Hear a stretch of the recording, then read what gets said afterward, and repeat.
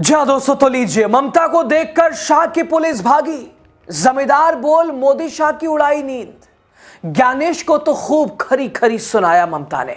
दोस्तों, पश्चिम बंगाल की मुख्यमंत्री ममता बनर्जी दिल्ली में अपने तेवर हर किसी को दिखाकर चौंका रही हैं। वो चौंका रही हैं गोदी मीडिया को, वो चौंका रही हैं मोदी सरकार को, वो चौंका रही हैं बीजेपी को और चौंका रही हैं मुख्य चुनाव आयुक्त ज्ञानेश कुमार को। कैसे बताएंगे। नमस्कार, आप द राजनीति का विशेष सेगमेंट देख रहे हैं। मैं हूं आपके साथ यासूब रजा। दोस्तों, पश्चिम बंगाल की मुख्यमंत्री ममता बनर्जी सोमवार को दिल्ली आई। वो काले लिबास में एसआईआर में गड़बड़ी की शिकायत लेकर मुख्य चुनाव आयुक्त ज्ञानेश कुमार से मिलने पहुंचे। उन्हीं के दफ्तर एक के बाद एक दे दिया, सबूत पे सबूत। ज्ञानेश की बोलती बंद कर दी ममता ने उन्हीं के दफ्तर में। ममता ने आरोप लगाया कि बंगाल में कई वोटरों के नाम जबरन काटे जा रहे हैं, उन्हें मृत दिखाया जा रहा है। इस दौरान वो बंगाल भवन में मौजूद कई लोगों से भी मिली जिनके नाम वोटर लिस्ट से काटे गए हैं। दोस्तों, ममता ने दावा किया कि पश्चिम बंगाल में 58 लाख लोगों का नाम काटा गया है।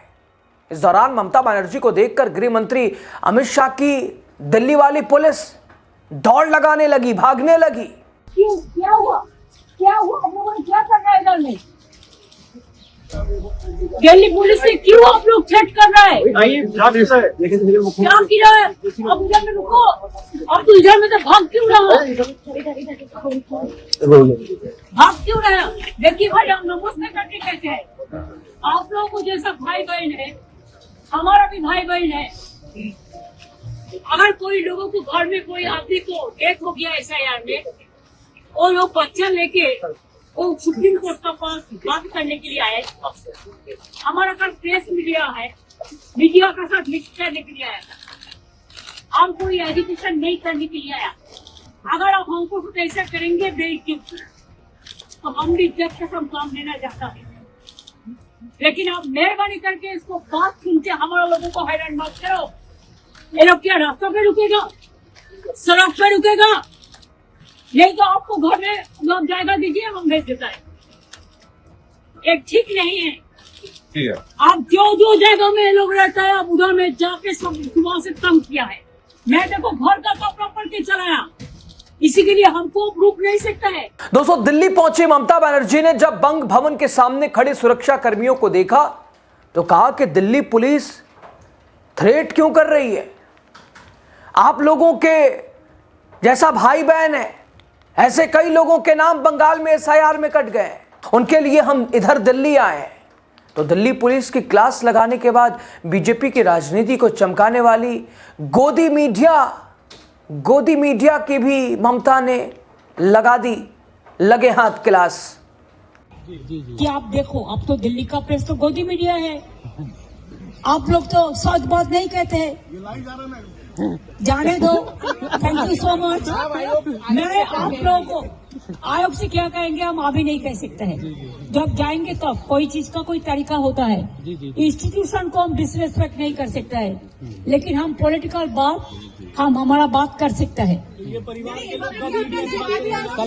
करेंगे, कॉल के बाद हम आप लोगों को बुला लेंगे।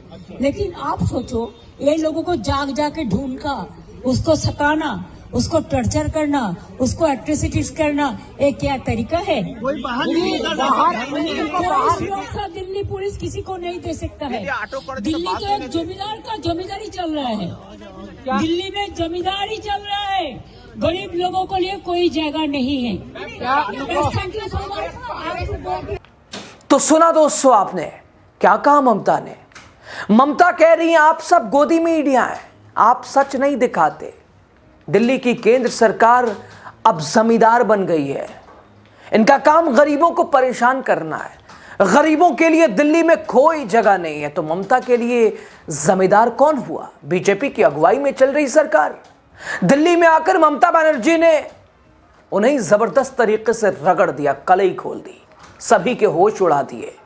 मोदी सरकार और पूरे उसके सिस्टम के एक एक कर ममता ने सभी को रेला। सरकार को आड़े हाथ लेने के बाद ममता के निशाने पर मुख्य चुनाव आयुक्त ज्ञानेश कुमार भी आ गए। कल से हैं। क्या पब्लिक जनता नहीं चुनेगा गवर्नमेंट? मैं इलेक्शन कमीशन इलेक्शन का पहले गवर्नमेंट चुनेगा। और क्या क्या चाहिए? खाली अपना बेटी के लिए, दामाद के लिए, जिसको डीएम बनाने के लिए। अरे उसका क्रेडिबिलिटी है तो खुद बनेगा, इसके लिए आप डरते हैं। पर्दा का पीछा में क्या है? हमने बोला आपको भी एक दिन सफर करने पड़ेगा। आप ऐसा वापिस वोट करेंगे तो हम लोग मैदान में लड़ेंगे। हम देखता है आपका पास बीजेपी का पावर है, हमारा पास जनता का पावर है, तो हम उसको बॉयकॉट करके चलाया। हम लोगों को अपमान किया है, असम्मान किया है, ह्यूमिलिएट किया है। I have not seen this type of election commission. He is very arrogant. Mood लेके बोला है। हाँ? मूड लेके बोला है, मिजाज से जानबूझ के इतना खराब व्यवहार हम लोगों के साथ किया है। व्यवहार खराब किया, दुष्व्यवहार किया है। मैंने कहा है कि I'm sorry कि आपका साथ हम लोगों ने मिलकर जस्टिस देने के लिए आए थे। जस्टिस तो नहीं मिला, लेकिन आप इनजस्टिस कर रहा है और झूठा बात कह रहे हैं। He is a great liar. He is giving some briefing after our queries. All are dropped. All are lie, garbage of lies. हम 5 लेटर दिया, एक भी रिप्लाई उन्होंने नहीं दिया। और झूठा बात कहते हैं, बोलता है तृणमूल कांग्रेस डुप्लीकेट वोटर के लिए बोला, उसी के लिए हमने किया। हम लोग किसको ये बोला था? आपको पता है इंडोर स्टेडियम में एक मीटिंग हुआ था, हमने देखा एक बंगाल का आदमी का साथ हरियाणा का 50 नाम जोड़ दिया था। हम उसको ठीक करने के लिए बोला था, इन्होंने उल्टा बात करते। बोलता आपने बीएलओ नहीं दिया, तो कौन दिया? आप 8100 माइक्रो ऑब्जर्वर ओनली बंगाल ने किया, बंगाल को टारगेट करने के लिए। आपकी त्रिपुरा से बीजेपी माइंडेड ऑफिसर को लेके इलेक्शन कमीशन में ऑफिस पे बैठता है और सबको नाम करता है। बीएलओ का कोई पावर नहीं है, डीओ को नहीं है, डीएम का नहीं है, ईआरओ को नहीं है, एईआरओ का नहीं है। और दोस्तों वास्तव में बातें भी सही हैं। अगर जनता की ताकत किसी नेता के साथ हो तो सिस्टम डिगा नहीं सकता है। साफ कह रही है ममता बनर्जी। चुनाव आयोग के पास बीजेपी का पावर, मेरे पास जनता की ताकत। अब पश्चिम बंगाल में एसआईआर प्रक्रिया के जरिए चुनाव आयोग ने क्या खेल किया, उसका पूरा कच्चा चिट्ठा ममता बनर्जी ने खोल दिया है। Number 2, first phase they deleted 58 lakhs names. Even they have not given any opportunity to the people who are the victims to apply form number 7 to defend themselves. Form number 6 to defend themselves. From here, I do not know who is she. One BJP follower, name is Seema Khanna, retired. IT officers, maybe IT officials, retired. Only to misuse the AI, artificial agency, without verifying the reality. They just deleted one-sided. Without the ERO signature, they cannot do it. It's illegal. Neither they have taken the recommendation from the ERO or as per election rules or the field survey.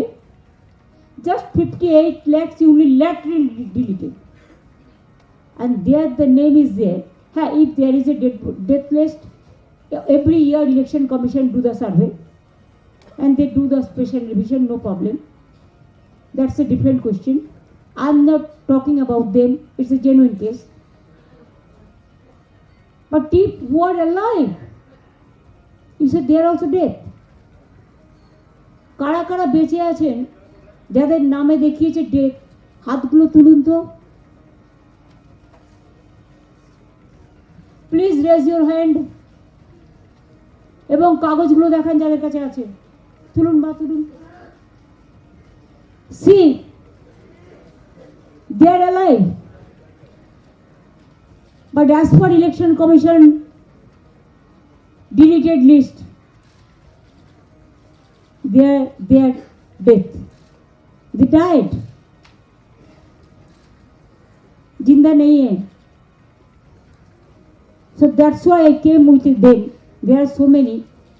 Please see in your own eyes, and then you give your judgment. तो सोमवार को CM Mamata Banerjee ने चुनाव आयोग के 3 वरिष्ठ अधिकारियों से मुलाकात की. काले शॉल को ओढ़कर एक तरह से ज्ञानेश कुमार के सामने जाकर संवैधानिक संस्था चुनाव आयोग के साथ उन्होंने जो किया उसके लिए शोक जाहिर किया. मंगलवार को उन्होंने एक प्रेस कॉन्फ्रेंस को संबोधित किया. सीएम ममता बनर्जी ने कहा कि मेरे निर्वाचन क्षेत्र में उन्होंने एक तरफा तौर पर 40,000 मतदाताओं का नाम काट दिया. उन्होंने आरोप लगाया कि बीजेपी की मानसिकता वाली तथाकथित सीमा खन्ना चुनाव आयोग के कार्यालय में बैठकर नाम हटा रही है. किसी भी पीड़ित को अपना बचाव करने का कोई मौका नहीं दिया जा रहा है. ममता बनर्जी की दहाड़ है, रडार पर मोदी सरकार है. इस दहाड़ को आप क्या नाम देंगे? और ममता बनर्जी से सरकार को सामना करना, मुकाबला करना, उसकी एजेंसियों को, उसके पूरे सिस्टम को कितना भारी पड़ रहा है आप देख सकते हैं. गोदी मीडिया भी इसमें उसी हाथ खींचे जा रही है. बताइए आपकी राय क्या है?